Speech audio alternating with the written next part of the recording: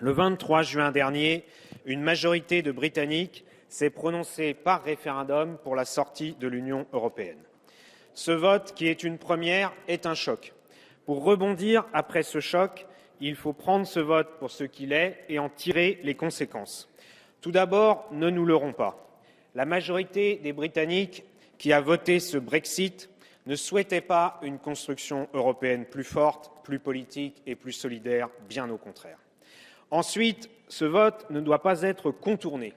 Il doit être respecté et suivi de sa conséquence logique, qui est la sortie effective de la Grande-Bretagne de l'Union européenne dans les 2 ans, comme le prévoient les traités. Il y aura des négociations, et c'est dans l'intérêt de tout le monde, pour savoir quel sera le statut futur de la Grande-Bretagne vis-à-vis de l'Union européenne. Mais comme le président de la République l'a dit au nom de la France, les négociations doivent être enclenchées dès maintenant. Il nous faut travailler avec nos partenaires européens pour que ce choc se transforme en chance pour sortir de l'impuissance européenne.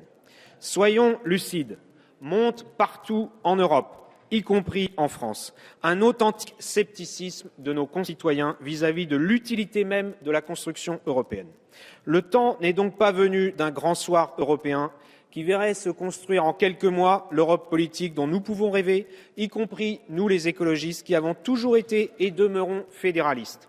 Le choc produit par le résultat du référendum britannique peut faire bouger le conservatisme actuel, mais il ne va pas lever tous les blocages comme par miracle.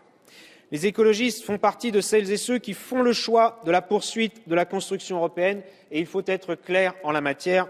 Les propos de celui qui s'est exprimé avant moi montrent que d'autres font un autre choix et qu'ils doivent l'assumer devant les Français. Quand nous faisons ce choix d'un avenir européen pour la France, la première résolution à prendre est sans aucun doute d'en finir avec les promesses non tenues. La promesse d'une union qui nous protégerait des effets néfastes d'une mondialisation non maîtrisée, cette promesse qui justifie l'existence même d'une Union européenne, cette promesse n'a pas été tenue. La demande des citoyens européens, et des Français en particulier, est de voir les institutions européennes contribuer à régler concrètement des problèmes pour lesquels l'échelle européenne est pertinente.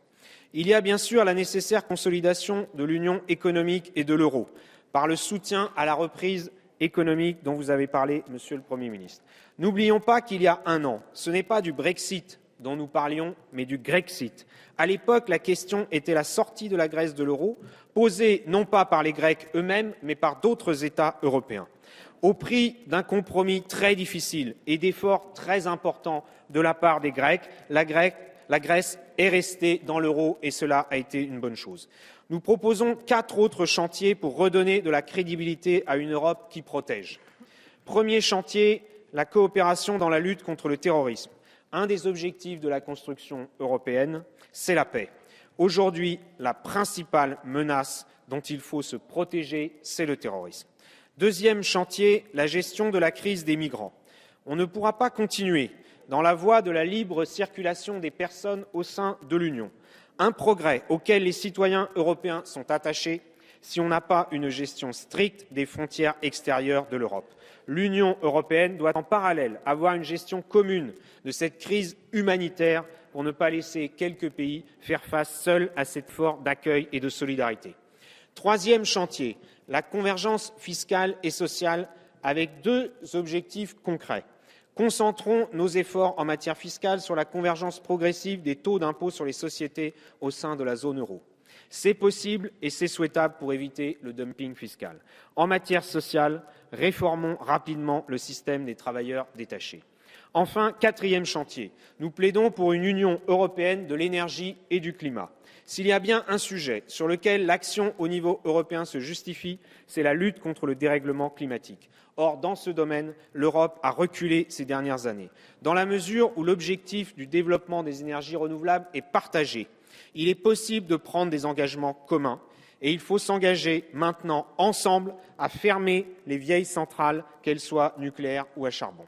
Si nous ne voulons pas alimenter la montée de la régression nationaliste, il faut reconstruire une crédibilité européenne fondée sur le progrès à la fois économique, écologique et social.